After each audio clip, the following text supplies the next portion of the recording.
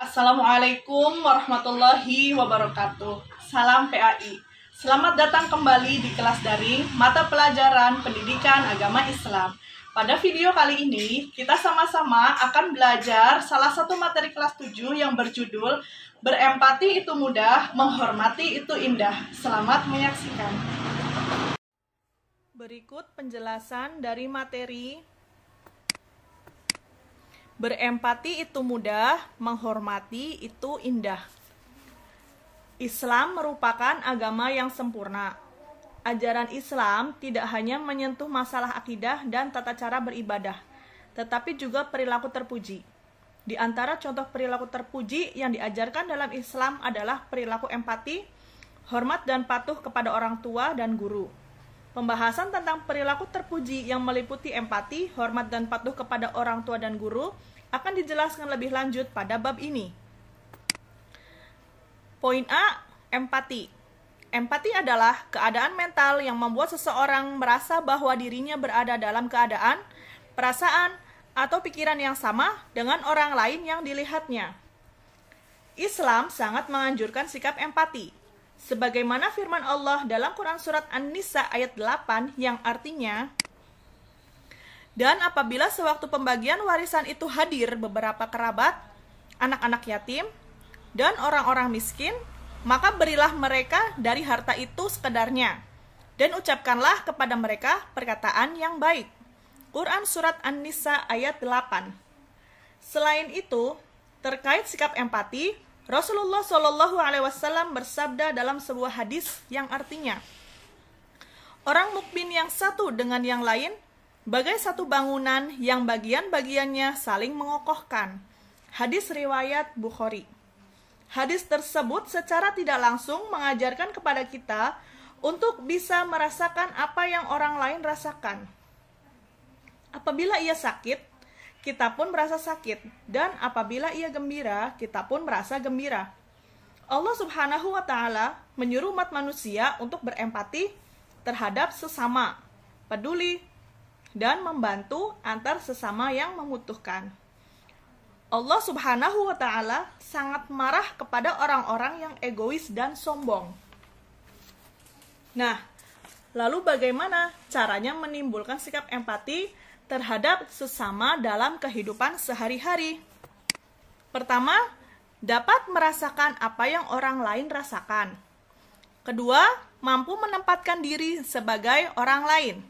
Ketiga, membayangkan seandainya aku adalah dia. Jadi, kita asah perasaan kita, sehingga kita bisa merasakan apa yang orang lain rasakan. Selanjutnya, mari menghormati orang tua. Siapakah orang yang paling dekat dengan kita sejak lahir? Tentu, kedua orang tua kita bukan? Merekalah yang membawa kita ke dunia ini, tentunya dengan izin Allah Subhanahu wa Ta'ala. Begitu besar jasa orang tua, sehingga kita sebagai anak wajib hukumnya berbuat baik dan berbakti kepada keduanya. Berbakti kepada kedua orang tua dalam bahasa Arab adalah birrul walidain. Birrul walidain adalah hal yang diperintahkan dalam agama.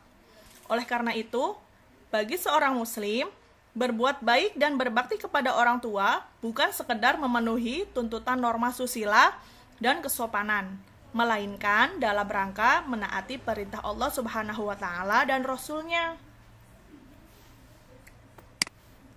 Imam Abu Daud dan Baihaqi meriwayatkan dalam sebuah hadis dari Abdullah bin Amr yang artinya, dari Abdullah bin Umar berkata, seseorang datang kepada Rasulullah Shallallahu Alaihi Wasallam dan berkata, aku akan berbayat kepadamu untuk berhijrah, dan aku meninggalkan kedua orang tuaku dalam keadaan menangis.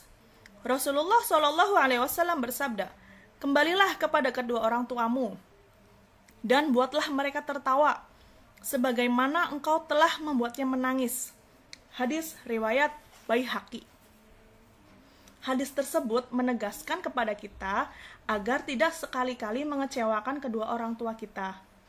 Jasa mereka itu sangat besar, sehingga kita tidak akan mampu menghitungnya. Apa saja sih jasa mereka terhadap kita? Ibu mengandung dengan penuh kasih sayang, dan penuh susah payah dan melahirkan dengan mempertaruhkan nyawanya. Ibu kita menyusui kita selama 2 tahun dengan penuh kasih sayang dan terjaga malam hari karena memenuhi kebutuhan anaknya. Ibu dan ayah memelihara kita sehingga kita siap untuk hidup mandiri. Ibu dan ayah bekerja keras untuk memenuhi keperluan keluarga. Ibu dan ayah memberi bekal pendidikan. Ibu dan ayah pun memberikan kasih sayang dengan ikhlas tanpa meminta balasan. Menghormati orang tua yang masih hidup. Ketika orang tua kita masih hidup, apa yang harus kita lakukan? Pertama, memperlakukan keduanya dengan sopan dan hormat. B. Membantu pekerjaannya.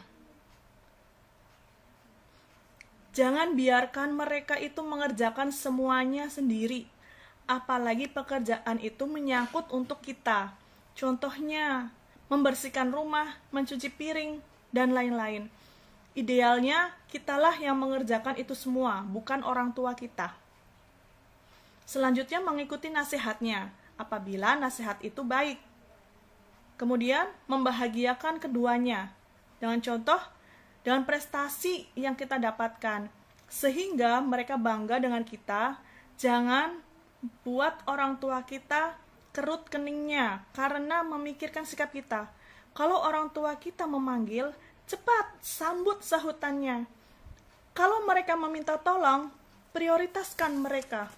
Jangan sampai mereka menjadi yang terakhir. Prioritaskan apa yang mereka perintahkan. Jadikan mereka itu nomor 1. Nah, bagaimana cara kita menghormati orang tua yang sudah meninggal? Jika keduanya muslim, kita dapat mendoakan mereka setiap saat agar mendapat ampunan Allah Subhanahu wa Ta'ala. Yang kedua, melaksanakan wasiatnya. Ketiga, menyambung dan melanjutkan silaturahmi yang dahulu sudah dilakukan oleh kedua orang tua kita. Yang keempat adalah menjaga nama baik mereka. Doa yang diajarkan Rasulullah SAW adalah Allahumma gfirli wali walidayya warhamhuma kama rabbayani shaghira, yang artinya, ya Allah, ampunilah aku dan kedua orang tuaku dan rahmatilah mereka sebagaimana keduanya telah memeliharaku pada waktu kecil. Yang terakhir adalah menghormati guru.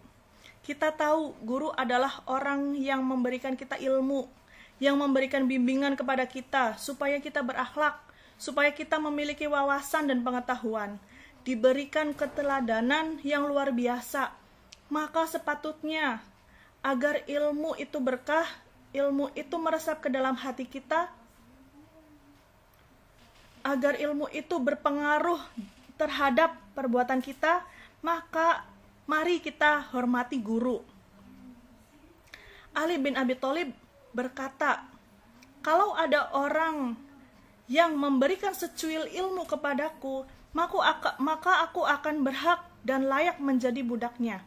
Untuk itu, ia sangat menghormati gurunya, sehingga ilmu itu sangat berkah dan mendatangkan manfaat yang luar biasa. Bagaimana cara menghormati guru? Yang pertama adalah mengucapkan salam bila bertemu, memperhatikan apabila diajak bicara di dalam dan di luar kelas, rendah hati dan sopan santun ketika berbicara dan bersikap di depan guru, melaksanakan nasihatnya, melaksanakan tugas belajar dengan ikhlas. Agar apa yang disampaikan oleh gurumu dapat bermanfaat dan berkah, jangan diabaikan, apalagi disia-siakan. Nah, itu tadi rangkuman salah satu pelajaran pendidikan agama Islam dan budi pekerti. Sampai jumpa kembali pada video pembelajaran selanjutnya. Wassalamualaikum warahmatullahi wabarakatuh.